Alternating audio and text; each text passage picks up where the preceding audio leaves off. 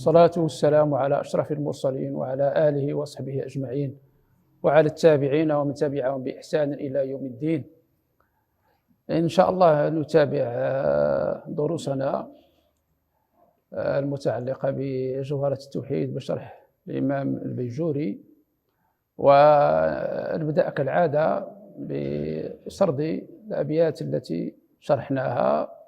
بسم الله الرحمن الرحيم. الحمد لله على صلته، ثم سلام الله مع صلاته، على نبي جاء بالتوحيد، وقد خلا الدين عن التوحيد، فأرشد الخلق لدين الحق، بسيفه وهديه للحق، محمد العاقب لرسل ربه، وآله وصحبه وحزبه، وبعد فالعلم بأصل الدين، وحتى من يحتاج للتبيين، لكن من التطويل كلت الهمام، فصار فيه الاختصار ملتزم، وهذه أرجوزة لقبتها، جوهرة التوحيد قد هدبتها، والله أرجو في القبول نافعا، بها مريدا في الثواب طامعا، فكل من كلف شرعا وجبا، عليه أن يعرف ما قد وجبا، لله والجائز والممتنعا، ومثل دار رسله فاستمعا، إذ كل من قلد في التوحيد، إيمانه لم يخلو من ارتضيد، ففيه بعض القوم يحكي الخلفا، وبعضهم حقق فيه الكاشفا، فقال إن الزم بقول الغاير كفوا إلا لم يزل في الضائر، والزم بأن أولا مما يجب معرفة وفيه خلف المنتصب، فانظر إلى نفسك ثم انتقلي للعالم العلوي ثم السفلي، تجد به صنعا بديع الحكم، لكن به قام دليل العدم، وكل ما جاز عليه العدم عليه قطعا يستحيل القدم. هذه الأبيات كلها نعيد شرح الموضوع منها. فبدأ الناظم بالقول بأن كل مكلف عليه أن يعرف ما يجب في حق الله سبحانه وتعالى، وما يستحيل وما يجوز، وكذلك عليه أن يعرف ما يجب في حق الرسول وما يجوز وما يستحيل، لأن إيمان المقلد فيه خلاف بين العلماء، فمن الأحسن للإنسان أن يتفكر يجتهد في أن يصل إلى هذه المعرفة باجتهاده. فالشيء الأحسن والأصح والأسلم للإنسان المسلم أن يتفكر وأن يجتهد بأن يعرف ما يجب في حق الله سبحانه وتعالى، وما يستحيل وما يجوز، وكذلك الرسول. وأخبر أو أمر الناظم المكلف أن يجزم بأن أول شيء هو المعرفة، أول ما يجب عليه هو المعرفة، وأن يترك باقي الأقوال الأخرى التي منها الواجب هو النظر، منهم من يقول بداية النظر، منهم من يقول لا يتحل. ثم أمره بأن ينظر في نفسه وفي ملكوت السماوات والأرض، وأن يكتشف على أن هذا العالم هو حادث، وأن حدوثه يعني أنه قابل للعدم، وأنه لا يمكن أن يكون قديما. ثم اليوم إن شاء الله سنتعرض لقول الناظم: وفسر الإيمان بالتصديق، والنطق فيه الخلف بالتحقيق، فقيل شرط كالعمل وقيل بل شطر، والإسلام اشرحن بالعمل. إذن هنا يتحدث عن الإيمان، وفسر الإيمان بالتصديق، أي التصديق بما جاء به الرسول صلى الله عليه وسلم كما جاء في الحديث: الإيمان وأن تؤمن بالله وملائكته وكتبه ورسله واليوم الآخر وتؤمن بالقدر خيره وشره. وفسر الإيمان بالتصديق، التصديق والجزم، يعني ولا سيما يعني الإيمان بالله كما قلنا وبملائكته وبكتبه ورسله واليوم الآخر، وما يتبع ذلك من إيمان بالصراط والميزان وعذاب القبر والحوض كما جاء عند ابن عاشر. إذن وفسر الإيمان بالتصديق. والنطق فيه الخلف بالتحقيق، بمعنى أن هذا النطق ديال الإيمان والتصديق القلبي، ولكن النطق به: أشهد أن لا إله إلا الله وأشهد أن محمد رسول الله. فهذا اختلف فيه العلماء، فمنهم من قال هو شرط، ومنهم من قال هو شطر،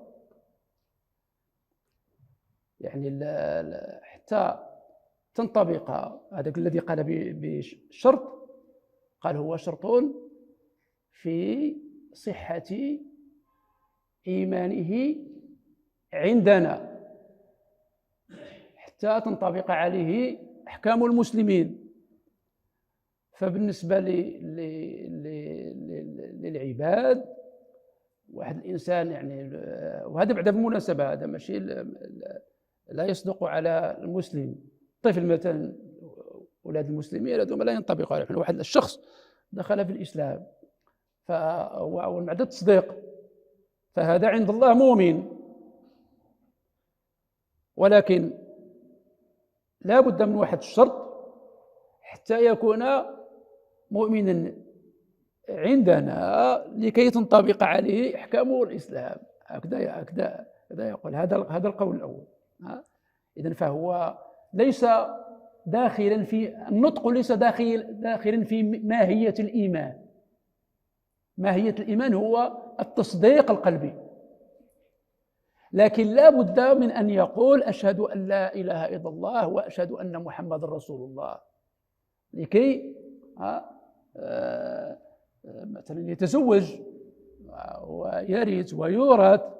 هذا هو جريان أحكام الإسلام عليه. أما هو مؤمن ولكن لم ينطق، فبالنسبة للمسلمين هذا ما كاينش حاجة. من سمع عند الله راه مؤمن. فقيل شرط كالعمل، ماشي معنى أن العمل شرط في صحة الإيمان، لا، هو يشبهه في مطلق الشرطية. وإحنا رجعنا عاوتاني القياس، قياس الشبه، فهو يشبه شرطيته تشبه شرطية العمل في مطلق الشرطية. وأما العمل هو شرط كمال ماشي شرط صحة، بمعنى أن الشخص إذا قال: أشهد أن لا إله إلا الله وأشهد أن محمد رسول الله، وصدق بكل ما جاء به، ولكنه يترك بعض الواجبات ويرتكب بعض المحرمات، فهذا مؤمن، هذا مسلم على هذا القول. فقيل شرط كالعمل، وقيل بل شطر، بمعنى هو جزء من ماهية الإيمان، جزء من ماهية الإيمان. والإسلام أشرح لنا بالعمل. هذه إذن هل الإيمان، وكما قال ابن عاشر: الإيمان جزم بالإله والكتب والرسل والأملاك مع بعث القروب وقدرين كذا صراط ميزان حوض النبي جنة وريرين. هذا الإيمان. الإسلام ما هو الإسلام؟ لذلك اشرح لنا بالعمل، أو كما جاء في الحديث: أشهد أن لا إله إلا الله وأن محمد رسول الله، تقيم الصلاة وتؤتي الزكاة وتصوم رمضان وتحج البيت إن استطعت إليه سبيلا. ولكن المقصود هو الإذعان، يعني الإسلام هو الإذعان لأحكام الإسلام، أن تدعين لها، وإن لم تفعلها فأنت مؤمن مسلم. ولكن أهم شيء هو الإذعان، بمعنى واحد الناس تقول لماذا لا تصلي؟ والله الله يهدينا. هذا شكل.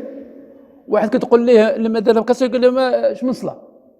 هذا فرق واحد تقول له علاش ما كتصلي، تقول لك الله يهدينا، بمعنى انه مدعين بان الصلاه واجبه ولكنه غلبته نفسه. وواحد قال اش من صلاه، فرق. فالإذعان والإسلام شرح لنا بالعمل. وسيعطي مثال آخر لأن نشرحه إن شاء الله. سيقول مثال هذا الحج والصلاة كذا الصوم والفطر والزكاة. يعني هذا الإسلام أمثلته هو إقامة الصلاة وإيتاء الزكاة وصوم رمضان وحج البيت إن استطعت إليه سبيلا.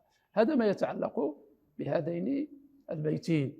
وفسر الإيمان بالتصديق والنطق فيه الخلف بالتحقيق، فقيل شرط كالعمل وقيل بل شطر، والإسلام اشرحن بالعمل.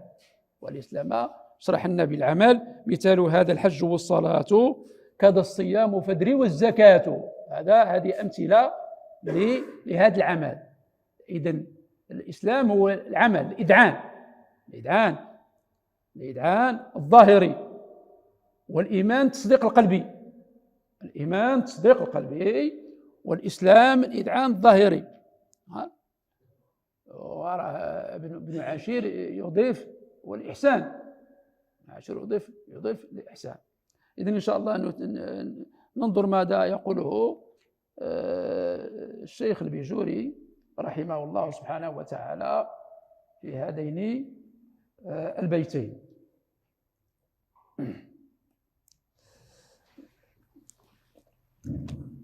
بسم الله الرحمن الرحيم. يقول المصنف رحمه الله: قوله وفسر الإيمان، لما كان الإيمان والإسلام باعتبار متعلق مفهوميهما، وهو ما علم من الدين بالضرورة من مباحث علم الكلام. لما كان الإيمان والإسلام من مباحث الكلام، كما يعلم من قوله فيما يأتي: ومن لمعلوم ضرورة جحد، ذكرهما المتكلمون في علم الكلام. أنا أعيد: لما كان الإيمان والإسلام باعتبار متعلق مفهومهما، وهو ما علم من الدين بالضرورة من مباحث علم الكلام، كما يعلم من قوله فيما يأتي: ومن لمعلوم ضرورة جحد، ذكرهم المتكلمون في علم الكلام. لكن اختلفوا في وضعهما، فأخرهما قوم عن الإلهيات. بعض المؤلفين في علم الكلام أخروا الكلام عن الإيمان والإسلام والنبوات والسمعيات، مثل ما فعل ابن عاشر في منظومته. فهو أخرهما. آخر ما كاين ابن عاشر هو الإيمان جزم بالإله والكتب والرسل والأملاك مع بعث قروب، وقدر كذا صراط ميزان، حوض النبي جنات ونيران. وقبل منها فصل وطاعة الجوارح الجميع قولا وفعلا هو الإسلام الرفيع. هو الإسلام الرفيع. وثم قال: قواعد الإسلام 5 واجبات، وهي الشهادتان شرط الباقيات، ثم الصلاة والزكاة في القطاع، والصوم والحج على من استطاع. ثم قال: الإيمان جزم بالإله والكتب والرسل والأملاك مع بعث قروب، وقدر كذا صراط ميزان، حوض النبي جنات ونيران. ثم قال: وأما الإحسان فقال من ضراه، أي الرسول صلى الله عليه وسلم قال من ضراه: أن تعبد الله كأنك تراه، إن لم تكن تراه إنه يراك، والدين دي الثلاث، خذ أقوى عراك. إذن هذا ابن عاشر أخرهما. قال لك فأخرهما قوم عن الإلهيات والنبوات والسمعيات، وقدمهما آخرون لاحتياج الخائض في تلك المباحث إليهما. وقد سلك المصنف هذا الطريق، أي أنه قدمهما عن الإلهيات وعن النبوات وعن السمعيات.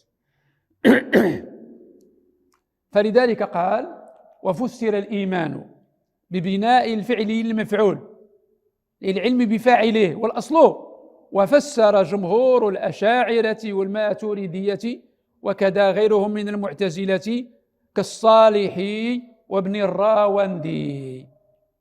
وفسر جمهور الأشاعرة والماتريدية وكذا غيرهم من المعتزلة كالصالحي، هذا أبو الحسين الصالحي، هذا معروف بالإرجاء، هذا رأس في الإرجاء. وابن الراوندي هذا كان معتزلي ثم تزندق وجهر بالإلحاد. على أي حال هذا ابن الراوندي معروف. واعلم أن الإيمان على 5 أقسام. هذا البيجوري يقول، ولعله ينقل عن ابن عربي الحاتمي هذا التقسيمات. واعلم أن الإيمان على 5 أقسام: إيمان عن تقليد، وهو الإيمان الناشئ عن الأخذ بقول الشيخ من غير دليل. وإيمان عن علم، وهو الإيمان الناشئ عن معرفة العقائد بأدلتها أو المتعلق بعلم الكلام. وإيمان عن عيان، وهو الإيمان الناشئ عن مراقبة القلب لله بحيث لا يغيب عنه طرفة عين. وإيمان عن حق، وهو الإيمان الناشئ عن مشاهدة الله بالقلب. وإيمان عن حقيقة، وهو الإيمان الناشئ عن كونه لا يشهد إلا الله. فالتقليد للعوام، والعلم لأصحاب الأدلة، والعيان لأهل المراقبة ويسمى مقام المراقبة. والحق للعارفين ويسمى مقام المشاهدة. والحقيقة للواقفين ويسمى مقام الفناء، لأنهم يفنون عن الله ولا يشهدون إلا إياه. وأما حقيقة الحقيقة فهي للمرسلين، وقد منعنا الله من كشفها فلا سبيل إلى بيانها. ثم يقول الشيخ البيجوري رحمه الله، يقول: تنبيه: المؤمن إذا نام أو غفل أو جن أو أغمي عليه أو مات متصف، الخبر متصف جزما بالإيمان حكما، فاجري عليه أحكام الإيمان في هذه الأحوال. ذكره المصنف، أي اللقاني، ذكره المصنف في كبيره كما أفاده العلامة الشنواني. هذا كان شيخ الأزهر رحمه الله، ومحمد بن علي بن منصور الشنواني، هذا الشافعي، توفي سنة 1233. قال لك ذكره المصنف في كبيره كما أفاده العلامة الشنواني. قوله بالتصديق: وفسر الإيمان بالتصديق. وفسر الإيمان بالتصديق أي التصديق المعهود شرعا، وهو تصديق النبي. هذيك الألف واللام تسمى العهدية، العهدية. وفسر الإيمان بالتصديق، هذيك الألف واللام التصديق العهدية. ولذلك قال: أي التصديق المعهود شرعا، وهو تصديق النبي في كل ما جاء به وعلم من الدين بالضرورة. هذا بد. ولذلك هذا المعلوم من الدين بالضرورة، هذا واجب على جميع المسلمين، على جميع المسلمين. أن الأشياء التي علمت من الدين بالضرورة هذه واجبة على عامة المسلمين، وبها تحفظ هذه ضروريات، بعموم المسلمين تحفظ. لأن شنو الفرق ما بين القطعي وغير القطعي؟ غير القطعي لا يعرفه إلا العلماء، وبعض القطعيات أيضا النظرية لا يعلمها أيضا إلا العلماء، لكن هناك قطعيات إذا عرفها العام والخاص تصبح معلوم من الدين بالضرورة. وعلم من الدين بالضرورة أي علم من أدلة الدين بشبه الضرورة، فهو نظري في الأصل، إلا أنه لما اشتهر صار ملحقا بالضروري بجامع الجزم في كل من العام والخاص من غير قبول للتشكيك. إذن جميع الأشياء التي يعرفها المسلمون، عامة المسلمون يعرفون فرضيتها، هذا أصبح معلوم من الدين بالضرورة، لأن يعرفها العام والخاص.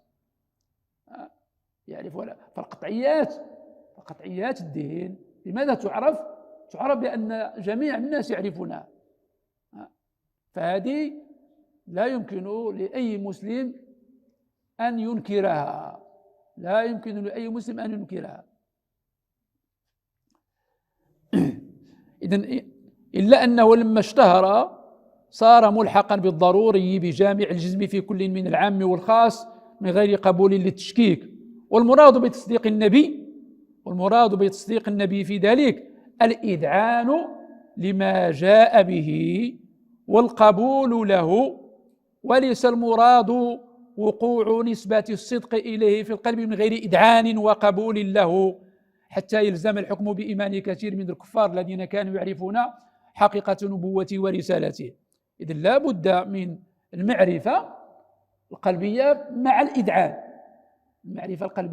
الإذعان، لأن كثير من الكفار كانوا يعرفون حقيقة نبوته ورسالته صلى الله عليه وسلم. ومصداق ذلك قوله تعالى: يعرفونه كما يعرفون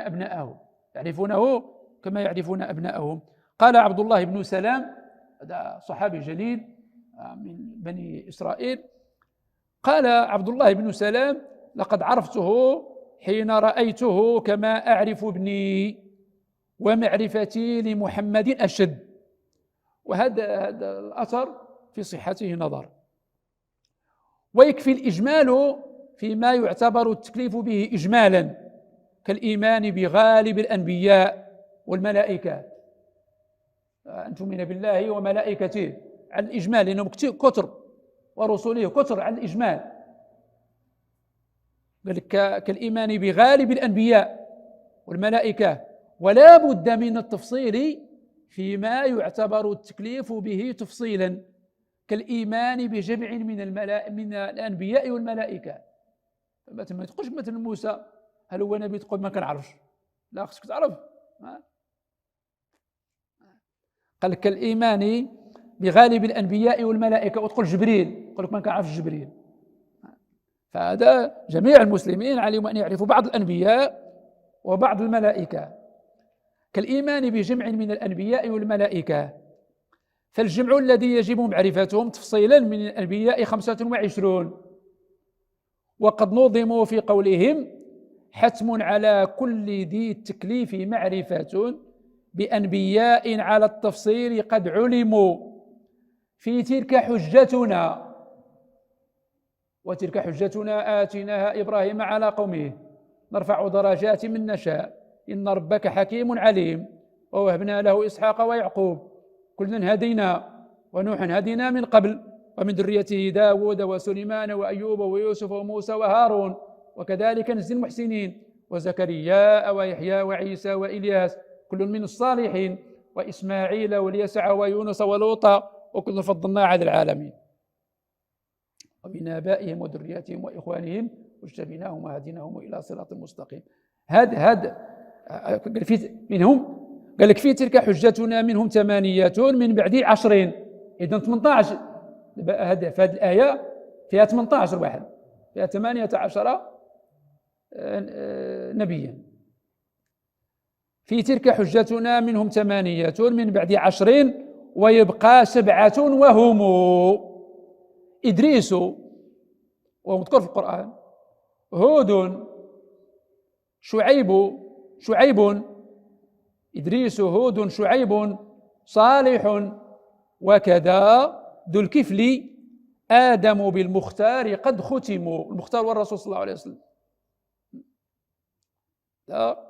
إذن ذكروا في هذه الأبيات الثلاثة: حتم على كل ذي التكليف معرفة بأنبياء على التفصيل قد علموا في تلك حجتنا منهم 8 من بعد 10 ويبقى 7 وهم إدريس هود شعيب صالح وكذا ذو الكفل آدم بالمختار قد ختموا. المختار والرسول صلى الله عليه وسلم. فهؤلاء المذكورون في القرآن المتفق على نبوتهم، وأما المختلف في نبوتهم ف3: ذو القرنين اذكر القرآن، العزير ويسألونك عن ذي القرنين قل سأتلو عليكم منه ذكرى، والعزير وقالت اليهود عزير بن الله، ولقمان وإذ قال لقمان لابنه. وأما الخضر فلم يصرح باسمه في القرآن، وإن كان هو المراد في آية عبدا من عبادنا فارتدا على آثارهما فوجدا عبدا من عبادنا آتنا ورحمة من عندنا وعلمناه من لدنا علما.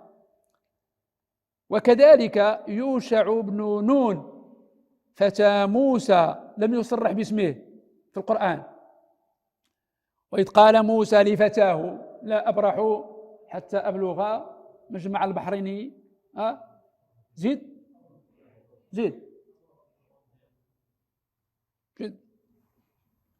وإذ قال موسى لفتاه لا أبرح حتى أبلغ مجمع حقوبة فلما بلغا مجمع بينهما نسيا حوتهما فاتخذ سبيله في البحر سربا. قال لك وكذلك يوشع بن نون فتى موسى لم يصرح باسمه في القرآن. إذن هذو مختلف في نبوتهم: ذو القرنين، العزير، لقمان، الخضر، فتى موسى. ومعنى كون الإيمان واجبا بهم تفصيلا أنه لو عرض عليه واحد منهم لم ينكر نبوته ولا رسالته. عندما يعرض عليه مثلا موسى يقدر يقول له من هم الأنبياء الذين يجمع عليهم لا يحصيهم لا يحفظهم، ولكن عندما يعرض عليه اسم من هؤلاء الأسماء يقول نعم أنبياء. فهم؟ قال لك وليس ومعنى كون الإيمان واجب بهم تفصيلا أنه لو عرض عليه واحد منهم لم ينكر نبوته ولا رسالته، فمن أنكر نبوة واحد منهم أو رسالته كفر. لكن العامية لا يحكم عليه بالكفر إلا إن أنكر بعد تعليمه. شوف احتياط الأشاعرة من التكفير، احتياط الأشاعرة. وليس المراد أنه يجب حفظ أسمائهم خلافا لمن زعم ذلك. والجمع الذي يجب معرفته تفصيلا من الملائكة إذن هذو الأنبياء. الملائكة الذين تجب معرفتهم تفصيلا: جبريل كون في القرآن، ميكائيل، إسرافيل، عزرائيل هذا هو ملك الموت، ولم يصح حديث في تسميته، هذا ملك الموت. ورضوان خازن الجنة، ومالك خازن النار، ونادوا يا مالك ليقضي علينا ربك. ورقيب وعتيد، ما يلفظ من قول إلا لديه رقيب عتيد. فيكفر منكر شيء من ذلك. وأما منكر ونكير فلا يكفر من منكرهما لأنه اختلف في أصل السؤال.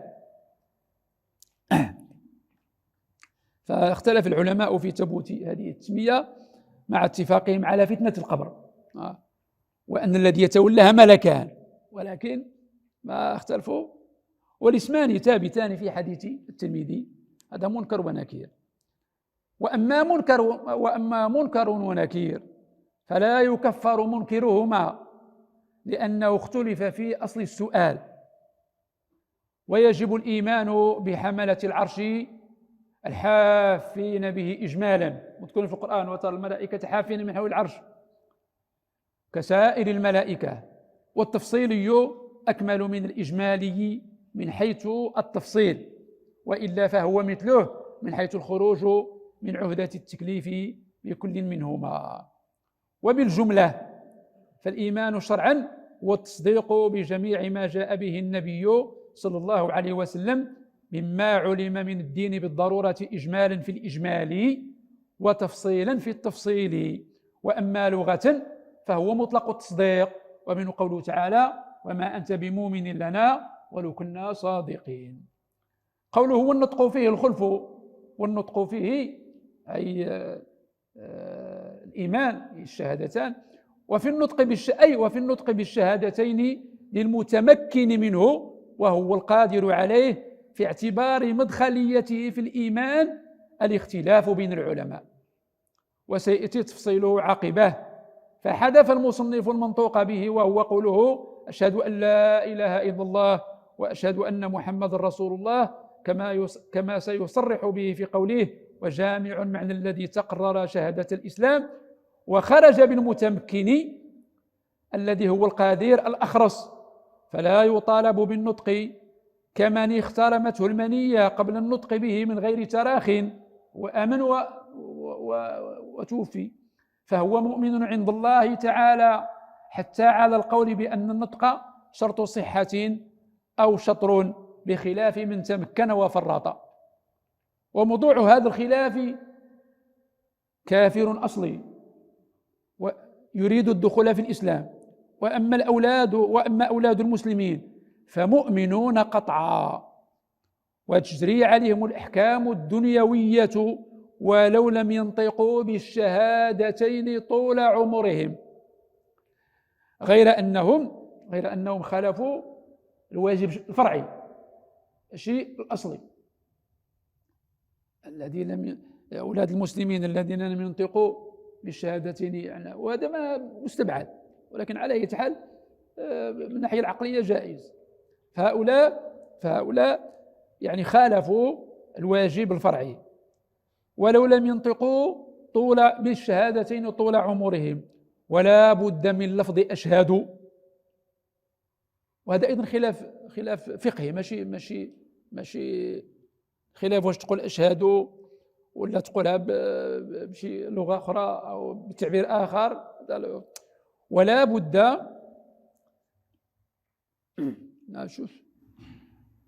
بد من لفظ أشهد وتكريره، أشهد أن لا إله إلا الله وأشهد أن محمد رسول الله. ولا يشترط أن يأتي بحرف العطف، يعني لا يشترط أن يقول وأشهد، إذا قال أشهد أن لا إله إلا الله أشهد أن محمد رسول الله يكفي. قال لك ولا يشترط أن يأتي بحرف العطف على ما قاله الزيادي، هذا مترجم هنا عند صاحب الذي أخرج هذا الكتاب، هو علي بن يحيى الزيادي المصري، فقيه انتهت إليه رئاسة الشافعية بمصر، إذن شافعي، على ما قاله الزيادي. ورجع إليه الرملي، هذا إمام كبير من أئمة الشافعية، شمس الدين، ويلقب بالشافعي الصغير. على أي ويدلك باش قلنا هذا الخلاف باب فقه ما بين المذاهب.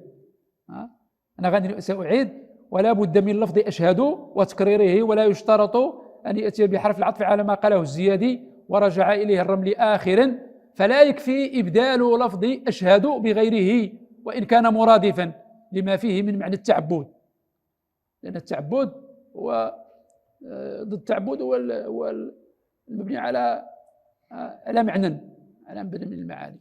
ولا بد من ترتيب الشهادتين، أشهد أن لا إله إلا الله وأشهد أن محمدا، ولا بد من ترتيب الشهادتين وموالاتهما، أشهد أن لا إله إلا الله وأشهد أن محمد رسول الله. ولا بد من الاعتراف برسالته صلى الله عليه وسلم إلى غير العرب أيضا، إذا كان يعتقد اختصاص رسالته بالعرب، كالعيسوية، واحد من العيسوية أسلم، فعليه أن يعتقد أن الإسلام هو للعرب وللعجم. والعيسوية هذه طائفة من اليهود وهم أتباع عيسى الأصفهاني. وإذا كان كافرا باعتقاد قدم العالم مثلا، فلا بد من رجوعه عنه. ولو أتى بالشهادتين بالعجمية صح إسلامه، وإن أحسن العربية، يكون كيعرف العربية. وما تقدم من الشروط مبني على المعتمد في مذهبنا أي الشافعية، لأن البيجوري شافعي. وما تقدم من الشروط مبني على المعتمد في مذهبنا معاشر الشافعية. وبه قال ابن عرفة من المالكية، وبه قال ابن عرفة من المالكية، حيث قال: لا بد أن يقول أشهد أن لا إله إلا الله وأشهد أن محمد رسول الله. وخالف الأبي شيخه ابن عرفة، وخالف الأبي شيخه ابن عرفة فقال: لا يتعين ذلك، بل يكفي كل ما يدل على الإيمان، فلو قال الله واحد ومحمد رسول كفى. ونحو ما قاله الأبي لبعض من الشافعية وهو العلامة ابن حجر، وللنووي ما يوافقه أيضا، فيكون في المسألة قولان لأهل كل من المذهبين. قال المصنف في شرحه: وأولهما أولى بالتعويل عليه، يعني أشهد أن لا إله إلا اللفظ التعويل عليه. قوله بالتحقيق: وفسر الإيمان بالتصديق والنطق فيه الخلف بالتحقيق، أي متلبسا بالتحقيق الذي هو إثبات الشيء بالدليل، فالمعنى متلبسا بالإثبات بالأدلة القائمة على دعوى كل من الفريقين، أو الذي هو ذكر الشيء على وجه الحق، هذا معنى آخر للتحقيق. فالمعنى متلبسا بذكر كل فريق مدعاه على الوجه الحق عنده. هذا ما يتعلق بقول المؤلف: وفسر الإيمان بالتصديق والنطق فيه الخلف بالتحقيق. فقيل شرط كالعمل، وقيل بل شطر والإسلام اشرحن بالعمل. قوله فقيل إلى آخره، أي إذا أردت تفصيل هذا الخلاف فقيل إلى آخره. فالفاء فاء الفصيحة، ويحتمل أن تكون لمجرد العطف، هذيك الفاء تكون عاطفة، فيكون الكلام معطوفا على الجملة الاسمية وهي قوله والنطق فيه الخلف بالتحقيق. فقيل من عطف المفصل على المجمل. وقوله شرط أي خارج عن ماهيته، أي عن ماهية الإيمان، ده معنى الشرط. وهذا القول لمحقق الأشاعرة والماتريدية ولغيرهم. وقد فهم الجمهور، أي فهم جمهور العلماء، فهموا أن مقصود الأشاعرة والماتريدية، وقد فهم الجمهور أن مرادهم أنه شرط لإجراء أحكام المؤمنين عليهم من التوارث والتناكح والصلاة خلفه والصلاة عليه والدفن في مقابر المسلمين ومطالبته بالصلوات والزكوات وغير ذلك. هذا هو معنى إجراء أحكام المسلمين. لأن التصديق القلبي وإن كان إيمانا إلا أنه باطن خفي، فلا بد له من علامة ظاهرة تدل عليه لتناط، أي تعلق، لتناط به الأحكام، تلك الأحكام. فمن صدق بقلبه ولم يقر بلسانه لا لعذر منعه ولا لإباء، بل اتفق له ذلك، فهو مؤمن عند الله غير مؤمن في الأحكام الدنيوية. وأما المعذور إذا قامت قرينة على إسلامه بغير النطق كالإشارة فهو مؤمن فيهما. وأما الأبي، هذا الإداز هو تلميذ ابن عرفة، هذا تونسي، بأن طلب منه النطق بالشهادتين فأبى فهو كافر فيهما ولو أدعن في قلبه، فلا ينفعه ذلك ولو في الآخرة. ومن أقر بلسانه ولم يصدق بقلبه كالمنافق فهو مؤمن في الأحكام الدنيوية غير مؤمن عند الله تعالى. ومحل كونه مؤمنا في الأحكام الدنيوية ما لم يطلع على كفره بعلامة كسجود لصنم، وإلا جرت عليه أحكام الكفر. وفهم الأقل، أي فهم الأقل، هذا الجمهور فهموا عن الأشاعرة والماتريدية، هذا الأقل. وفهم الأقل أن مرادهم أنه شرط في صحة الإيمان، وهذا القول كالقول بالشطرية في الحكم، وإنما الخلاف بينهما في العبارة، والقول الأول هو الراجح، والنصوص بحسب المتبادر منها مقوية للقول بالشرطية دون الشطرية، كقوله تعالى أولئك كتب في قلوبهم الإيمان، أي أثبته في قلوبهم، وقوله صلى الله عليه وسلم في دعائه اللهم ثبت قلبي على دينك.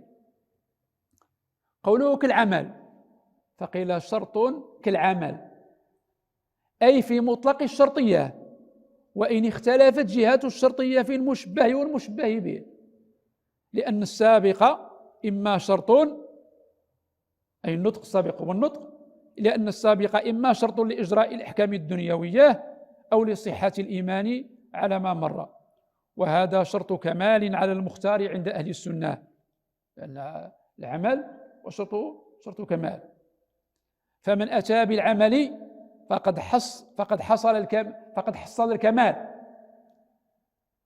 ومن تركه فهو مؤمن لكنه فوت على نفسه الكمال،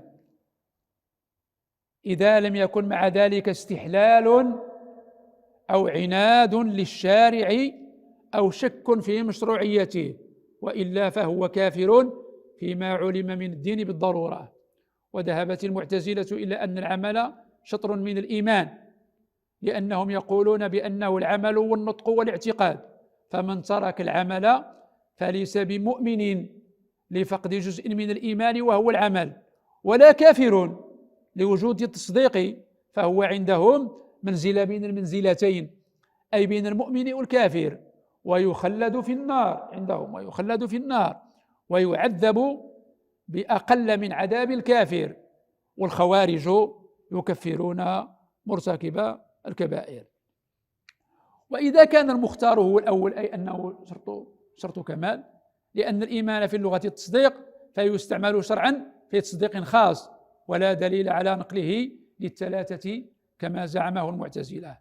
وقد دلت النصوص على ثبوت الإيمان قبل الأوامر والنواهي، وعلى أن الإيمان والعمل الصالح متغايران. إذن فعند أهل السنة والجماعة أن العمل ماشي هو شرط صحة في الإيمان، إنما هو شرط كمال.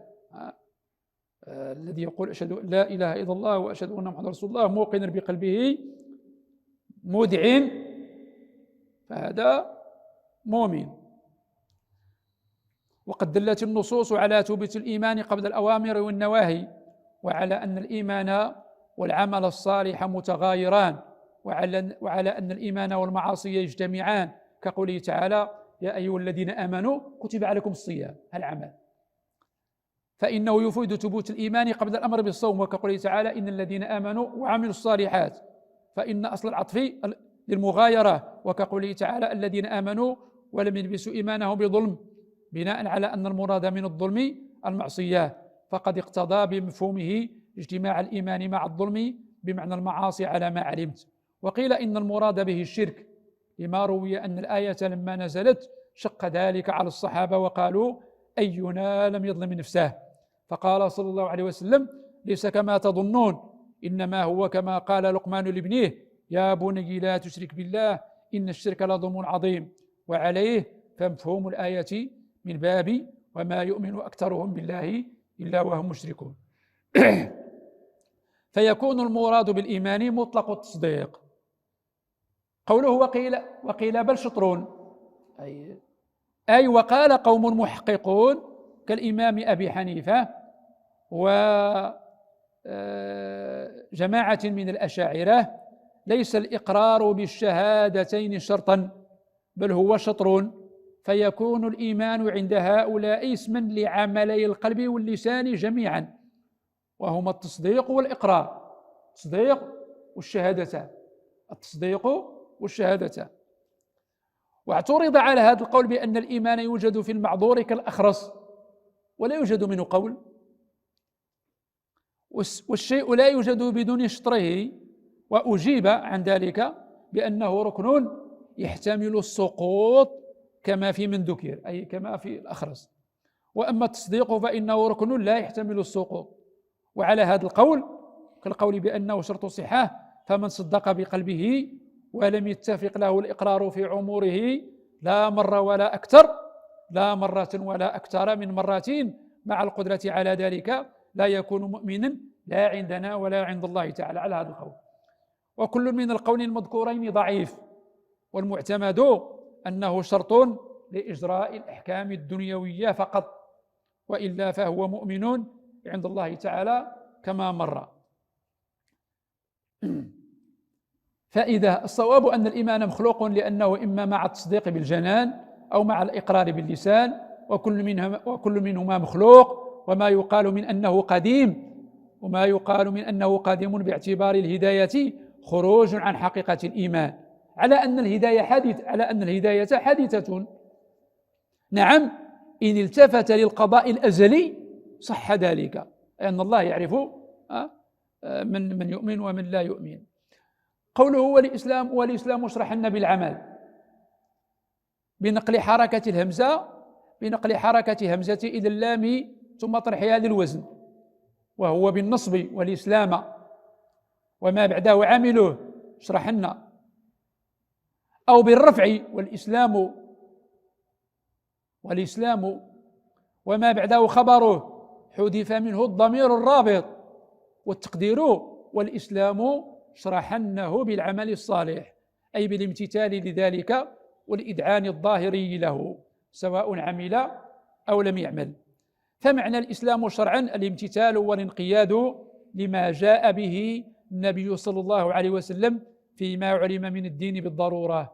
وأما معناه لغة فهو مطلق الامتثال والانقياد.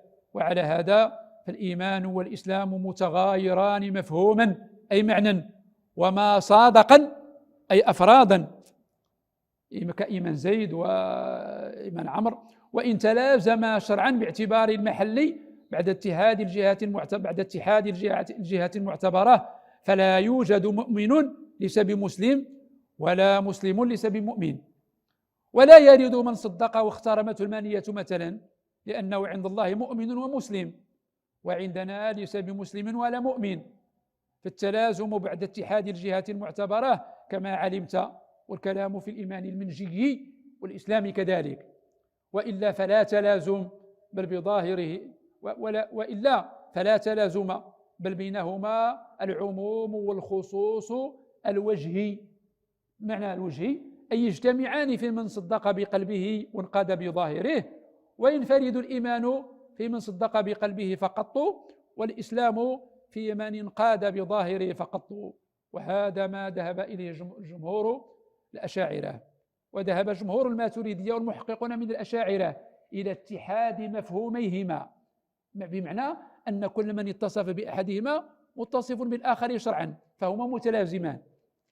وظاهره أن الخلاف حقيقي، والتزمه بعضهم قائلا بأن معنى الإسلام عندهم الإذعان الباطني، بدليل أفمن شرح الله صدره للإسلام. والأولون يجيبون بأن المعنى أفمن شرح الله صدره لقبول الإسلام، وإن كان ادعاء الحذف خلاف الأصل.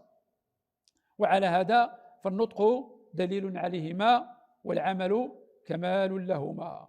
وبعضهم جعل الخلاف لفظيا باعتبار المآل، فحمل القول باتحاد مفهومهما على معنى أن كل من اتصف بأحدهما فهو متصف بالآخر شرعا وإن تغايرا معنى، وحمل القول بتغاير مفهومهما على أنهما متغايران معنى وإن اتحدا محلا، فآل الأمر إلا أنهما متغايران معنى وأفرادا باتفاق.